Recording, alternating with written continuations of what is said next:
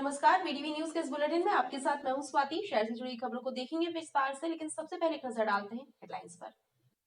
प्रदेश के राज्यपाल मंगूभाई पटेल, सीएम शिवराज और केंद्रीय मंत्री फग्गन सिंह कुलस्ते का विशेष वायुयान से डुमना विमानतल हुआ आगमन। विमानतल पर जनप्रतिनिधि और प्रशासनिक अफसरों ने राज्यपाल, मुख्यमंत्री और केंद्रीय मंत्री का किया आत्मीय स्वागत। गंगा सप्तमी के अवसर पर नर्मदा तटों पर उमड़ी श्रद्धालुओं की भीड़। मां नर्मदा में पुण्य स्नान के बाद श्रद्धालुओं ने किया पूजन अर्चन। और रेत के अवैध उत्खनन के विरोध में मध्य भारत मोर्चा के कार्यकर्ताओं का खनिज विभाग में प्रदर्शन। नकली नोट की माला और काली मटकी में नकली नोट लेकर सांकेतिक प्रदर्शन करने पहुंचे प्रदर्शनकारी। कार्यकर्ताओं को पुलिस ने हिरासत में लिया। प्रदेश के राज्यपाल मंगूभाई पटेल, मुख्यमंत्री शिवराज सिंह चौहान और केंद्रीय मंत्री फग्गन सिंह कुलस्ते का विशेष वायुयान से डुमना विमानतल पर आगमन हुआ। डुमना विमानतल पर जनप्रतिनिधियों और प्रशासनिक अधिकारियों ने राज्यपाल और मुख्यमंत्री का आत्मीय स्वागत किया। प्रदेश के राज्यपाल मंगूभाई पटेल, मुख्यमंत्री शिवराज सिंह चौहान और केंद्रीय मंत्री फग्गन सिंह कुलस्ते का गुरुवार को भोपाल से विशेष वायुयान के जरिए डुमना विमानतल आगमन हुआ। डुमना विमानतल पर राज्यपाल, मुख्यमंत्री और केंद्रीय राज्य मंत्री का जनप्रतिनिधियों ने स्वागत किया। इस दौरान प्रशासनिक और पुलिस अधिकारी भी डुमना विमानतल पर मौजूद रहे। डुमना विमानतल पर 5 मिनट रुकने के बाद राज्यपाल मंगूभाई पटेल, मुख्यमंत्री शिवराज सिंह और केंद्रीय मंत्री फग्गन सिंह कुलस्ते हेलीकॉप्टर से मंडला जिले के लिए रवाना हो गए। एनएचएम संविदा स्वास्थ्य कर्मचारियों ने अपनी लंबित मांगों को लेकर एक बार फिर काम बंद हड़ताल प्रारंभ कर दी है। आंदोलनरत कर्मचारियों का कहना है कि नियमितीकरण और वेतनमान में सुधार होने तक संघर्ष जारी रहेगा। सरकार की योजनाओं को जन जन तक पहुंचाने वाले संविदा स्वास्थ्य कर्मचारी अपनी लंबित मांगों को लेकर एक बार फिर आंदोलन की राह पर हैं। टाउन हॉल के सामने धरने पर बैठे संविदा स्वास्थ्य कर्मचारियों का कहना है कि प्रदेश सरकार के आश्वासन के बाद हड़ताल समाप्त कर दी गई थी, लेकिन जब सरकार ने वादा पूरा नहीं किया तो पुनः हड़ताल पर जाने का निर्णय लिया गया है।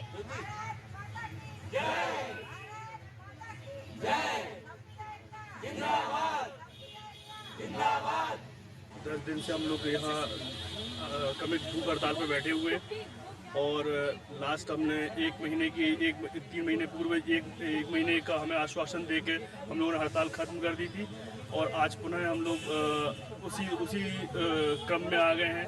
ना हमारी कोई भी मांग पूरी नहीं हुई अभी तक। लास्ट टाइम जो आश्वासन दिया गया था उसके बाद भी आज सरकार हमारे एक भी मांग के ऊपर कुछ विचार नहीं कर रही है। तो हम चाहते हैं कि सरकार हमारे ऊपर ध्यान दे। हम लोग कम सैलरी में काम कर रहे हैं और नियमित 10 साल हो गए हम लोगों के यहाँ, विगत 10 सालों से इसी सैलरी पर काम कर रहे हैं। तो हम चाहते हैं कि सरकार हमें नियमित करे और हमारी मांगों पर ध्यान दे। हमारी 2 मांगे हैं, एक नियमितीकरण की और दूसरी जो 2018 की नीति जो है वो लागू करने के लिए। आज 3 महीने बाद हम लोग फिर से बैठे हैं क्योंकि मामा जी ने कहा था कि हम कर देंगे रेगुलर। ना तो उन्हें 90% दिया और ना ही कोई भी बात हमारे में, इसलिए हम लोग बैठ गए हैं दोबारा। 32,000 कर्मचारी से संविदा कर्मचारी हैं। संविदा स्वास्थ्य कर्मचारियों का कहना है कि मांगे पूरी होने तक उनका संघर्ष जारी रहेगा। केशरवानी समाज को अन्य पिछड़ा वर्ग में शामिल किए जाने की मांग को लेकर केशरवानी समाज ने आंदोलन तेज कर दिया है। गुरुवार को संपूर्ण मध्य प्रदेश में एक ही समय पर केशरवानी समाज के लोगों ने इस मांग को लेकर धरना दिया।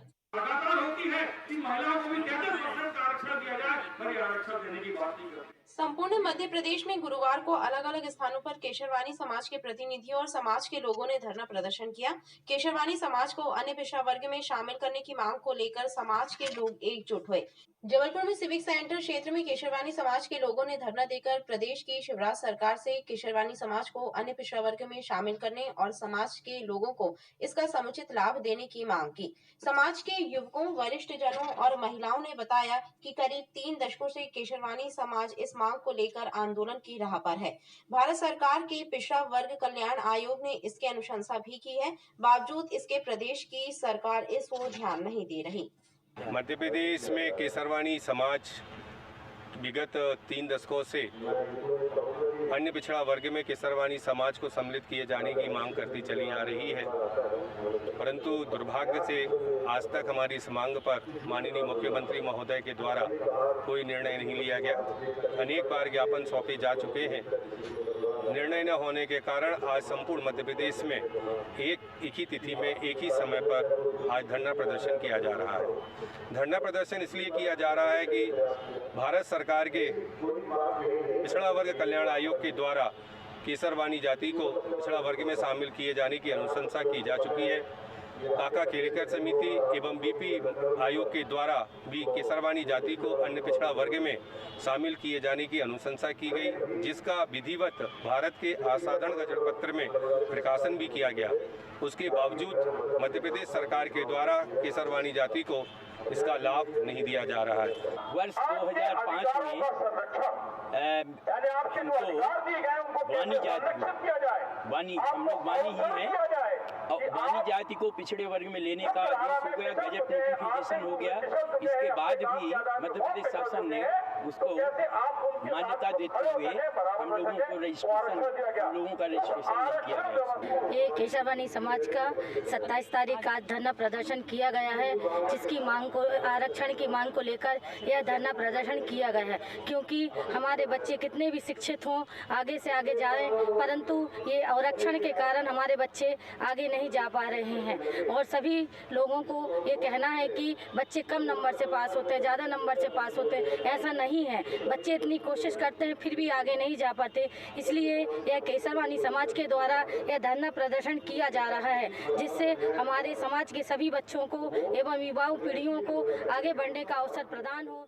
केशरवानी समाज के प्रतिनिधियों और स्वजातीय बंधुओं ने सरकार से केशरवानी समाज को जल्द से जल्द अन्य पिछड़ा वर्ग में शामिल करने की मांग की है, ताकि समाज का शैक्षणिक और आर्थिक विकास हो सके और समाज के लोग मुख्य धारा से जुड़ सकें। सम्मानजनक वेतन की मांग लेकर आशा उषा कार्यकर्ता लगातार 45 दिनों से हड़ताल पर हैं। आशा उषा कार्यकर्ताओं का कहना है कि 2000 रुपए से बढ़ाकर 10,000 रुपए वेतन दिया जाए, ताकि परिवार का पालन पोषण हो सके। लगातार 45 दिनों से धरने पर बैठी आशा उषा कार्यकर्ताओं ने आरोप लगाया है कि सरकार उनकी मांगों पर ध्यान नहीं दे रही है। केंद्र सरकार द्वारा दिया जाने वाला 2000 रुपए मानदेय बेहद कम है, इसमें गुजारा होना संभव नहीं है। अतः राज्य सरकार द्वारा 10,000 रुपए वेतन दिया जाना चाहिए।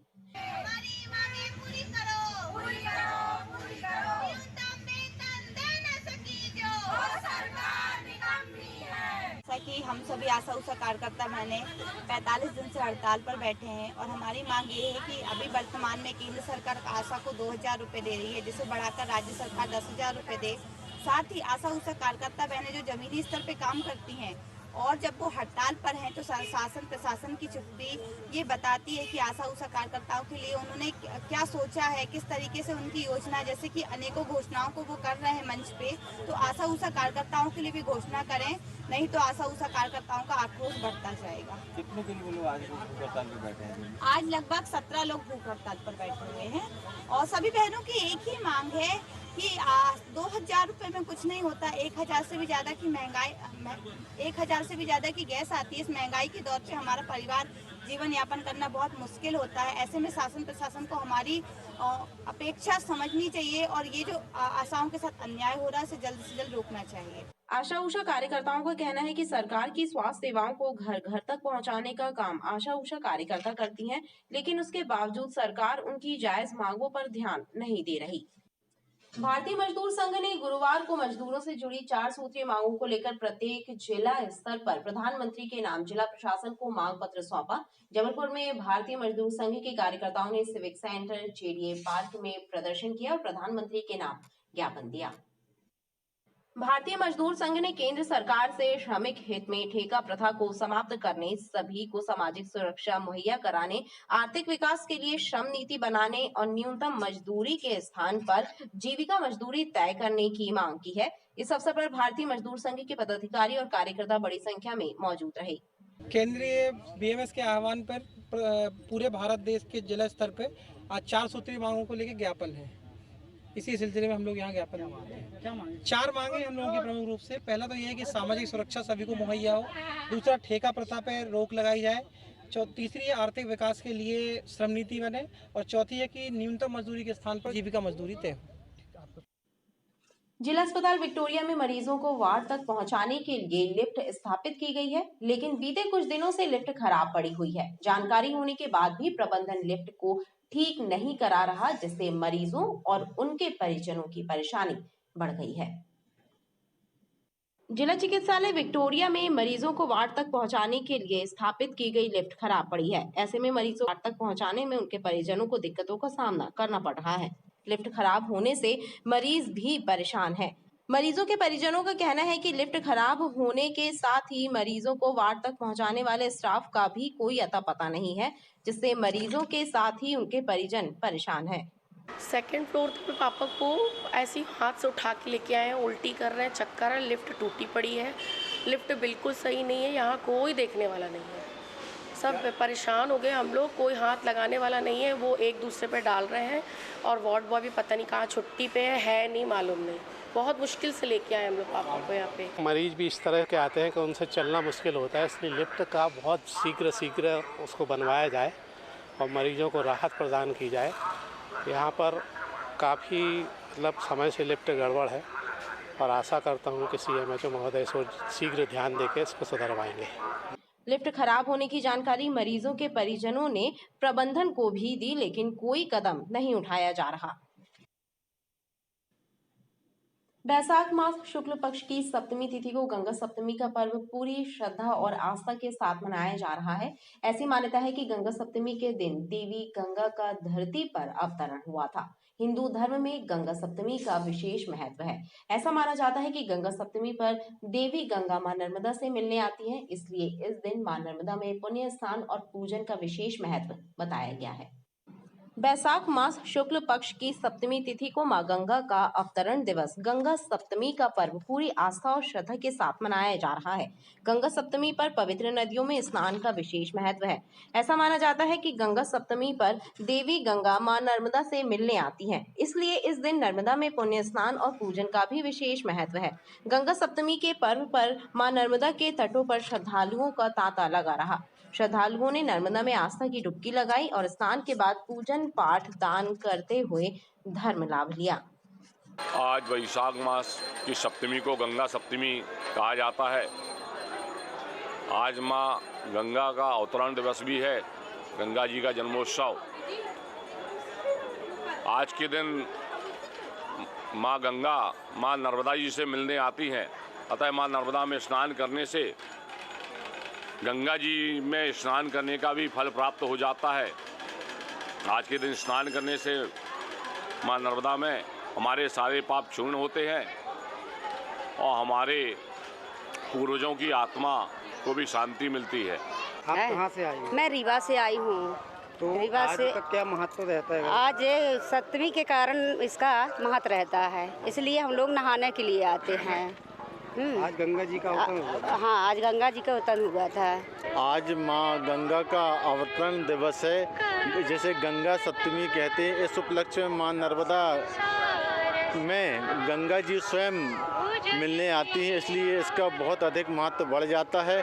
आज गुरु पुष्प नक्षत्र भी है, इससे और अधिक महत्व हो गया। 3 योग एक साथ हैं, इसलिए गौरी घाट में लोग लाखों की संख्या में आ रहे हैं और आएंगे देर रात तक। ऐसी मान्यता है कि गंगा सप्तमी पर नर्मदा स्नान से मां गंगा में स्नान के बराबर का फल प्राप्त होता है और इस दिन देवी गंगा और नर्मदा मैया का पूजन करने से भी सभी पापों से मुक्ति मिल जाती है। डुमना रोड स्थित पंडित द्वारका प्रसाद मिश्र IIIT DM शिक्षण संस्थान में करोड़ों रुपए के कंप्यूटर खरीदी मामले में अनियमितता की शिकायत की जांच के लिए केंद्रीय अन्वेषण ब्यूरो यानी CBI की टीम ने छापामार कार्रवाई की। डुमना रोड पर स्थित पंडित द्वारका प्रसाद मिश्र IIIT DM में कंप्यूटर खरीदी मामले में करोड़ों रुपयों की वित्तीय अनियमितता होने की शिकायत की जांच CBI की टीम ने शुरू कर दी है। बुधवार को CBI की टीम ने संस्थान में छापा मारा और देर रात तक कंप्यूटर खरीदी से संबंधित रिकॉर्ड और दस्तावेजों की जांच की। देर रात को रिकॉर्ड और दस्तावेजों को जब्त कर टीम वापस लौट गई। CBI सूत्रों से मिली जानकारी के मुताबिक संस्थान में पदस्थ रहे 2 पूर्व डायरेक्टरों के कार्यकाल में कंप्यूटर खरीदी घोटाला होने की शिकायत CBI को मिली थी। इस शिकायत की जांच के लिए यह छापामार कार्रवाई की गई। CBI की टीम ने विभिन्न विभागों में लगाए गए कंप्यूटरों का भौतिक सत्यापन किया और विभाग प्रमुखों सहित छात्र कल्याण अधिष्ठाता से पूछताछ की। इस कार्रवाई से IIIT DM में हड़कंप का माहौल निर्मित रहा। जबलपुर में नर्मदा के घाटों पर हो रहे रेत के अवैध उत्खनन के विरोध में मध्य भारत मोर्चा के कार्यकर्ता कलेक्टर कार्यालय परिसर स्थित खनिज विभाग में नकली नोटों की माला और काली मटकी में नकली नोट लेकर सांकेतिक प्रदर्शन करने पहुंचे। इस दौरान पुलिस ने प्रदर्शनकारी कार्यकर्ताओं को हिरासत में ले लिया। प्रदर्शनकारी कार्यकर्ताओं ने कहा कि नर्मदा में अवैध उत्खनन की शिकायतें कई बार प्रशासन से की गई, बावजूद इसके प्रशासन कोई कार्रवाई नहीं कर रहा है। जबलपुर में नर्मदा के विभिन्न घाटों से रेत के अवैध उत्खनन किए जाने का विरोध करने मध्य भारत मोर्चा के कार्यकर्ता कलेक्टर परिसर स्थित खनिज विभाग में नकली नोटों की माला और काली मटकी में नकली नोट लेकर सांकेतिक प्रदर्शन करने पहुंचे। कार्यकर्ताओं के द्वारा खनिज कार्यालय में प्रदर्शन किया गया। इस दौरान मौके पर मौजूद ओमती थाना पुलिस ने कार्यकर्ताओं को समझाइश देने की कोशिश की, लेकिन जब प्रदर्शनकारी नहीं माने तो पुलिस ने उन्हें हिरासत में ले लिया। कार्यकर्ताओं का कहना था कि लगातार नर्मदा के विभिन्न घाटों में मशीनें लगाकर रेत माफिया उत्खनन कर रहा है। प्रशासन को अवैध उत्खनन के वीडियो और शिकायत कई बार उपलब्ध कराई गई, लेकिन जिला प्रशासन और खनिज विभाग कार्रवाई नहीं कर रहा, जिसके विरोध में कार्यकर्ता प्रदर्शन करने पहुंचे थे।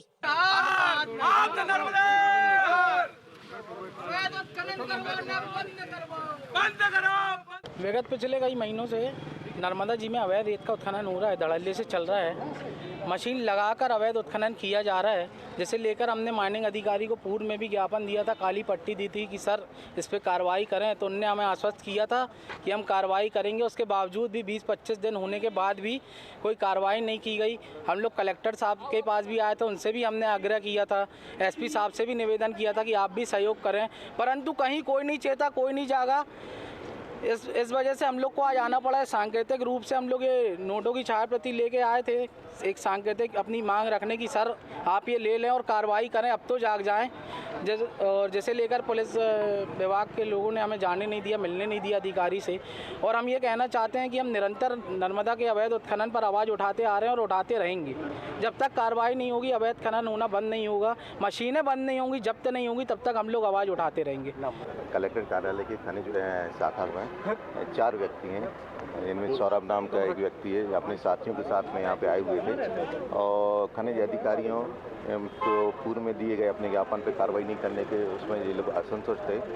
अपनी कार्रवाई की मांगों को लेकर इनके द्वारा इस परिसर में नकली नोटों की मालाएं और एक मटकी जिसमें नकली नोट रखे हुए थे, उसको अधिकारी को देने का प्रयास किया जा रहा था। क्योंकि खनिज अधिकारी अभी यहाँ मौजूद नहीं है, ऐसे में सुरक्षा व्यवस्था की स्थिति को देखते हुए हम लोग इन्हें अपने साथ में अभी थाने ले जा रहे हैं और जो भी कानूनी विधि अनुकूल कार्रवाई होगी करवाएंगे। इसमें कितने लोगों की गिरफ्तारी की है? अभी हम कानूनी कार्रवाई देखते हैं यहाँ पे कलेक्टर परिसर में कौन कौन से कानूनी प्रावधान लागू हैं। यहाँ से 4 लोग हम अपने साथ में लेके जाएंगे। अवैध खनन की मांग को लेकर आए थे कि नर्मदा में अवैध खनन हो रहा है, बिल्कुल शांतिपूर्ण अपनी मांग रखें, जो नियम कानून बने उनका पालन करें। परिसर में आके अनावश्यक धरना प्रदर्शन और इस टाइप का करना कानून के खिलाफ है। प्रदर्शनकारियों ने खनिज विभाग और रेत माफियाओं पर सांठगांठ करने का आरोप लगाया है और प्रशासन से रेत का अवैध उत्खनन बंद कराने की मांग की है। परिजनों को बिना बताए नागपुर से ट्रेन के जरिए जबलपुर पहुंची एक लड़की को रेलवे सुरक्षा बल ने जबलपुर रेलवे स्टेशन पर बरामद करने के बाद परिजनों के सुपुर्द कर दिया है। नागपुर पुलिस ने लड़की की लोकेशन जबलपुर स्टेशन पर होने की जानकारी रेलवे सुरक्षा बल से साझा की थी, जिसके बाद लड़की की तलाश की गई और उसे स्टेशन पर दस्तयाब किया गया। परिजनों को बताए बिना ट्रेन के जरिए नागपुर से जबलपुर स्टेशन पहुंची एक लड़की को आरपीएफ की टीम ने स्टेशन से दस्तयाब करने के बाद परिजनों के सुपुर्द कर दिया है। आरपीएफ को नागपुर पुलिस से लड़की के जबलपुर स्टेशन पर होने की जानकारी मिली थी। इसके बाद स्टेशन पर सर्च ऑपरेशन चलाया गया और लड़की के मिल जाने के बाद आरपीएफ ने नागपुर पुलिस और परिजनों को जानकारी दी थी, जिसके बाद नागपुर पुलिस की टीम परिजनों के साथ आरपीएफ थाने पहुंची। एक मैसेज हमको मिला था नागपुर पुलिस कमलेश्वर थाने से, एक लड़की उनके यहाँ से गुमशुदा हुई है जिसकी लोकेशन जबलपुर स्टेशन आ रही है। तो इसके लिए सभी स्टाफ को बोला गया, लड़की को रेस्क्यू किया गया, जो कि घर वालों से की डांट फटकार सुनकर वहाँ से भाग गई थी वो, और उसको हमने रेस्क्यू किया। फिर वहाँ संबंधित पुलिस थाने को सूचित किया और आज उस पुलिस थाने से वहाँ स्टाफ आया है, इसको हम सुपुर्द कर रहे हैं ताकि ये किसी गलत व्यक्तियों के हाथ ना लगे। आरपीएफ की टीम ने लड़की के बयान दर्ज किया और पूछताछ करने के बाद उसे परिजनों के सुपुर्द किया। खबरें लगातार जारी हैं, आप देखते रहिए BTV न्यूज।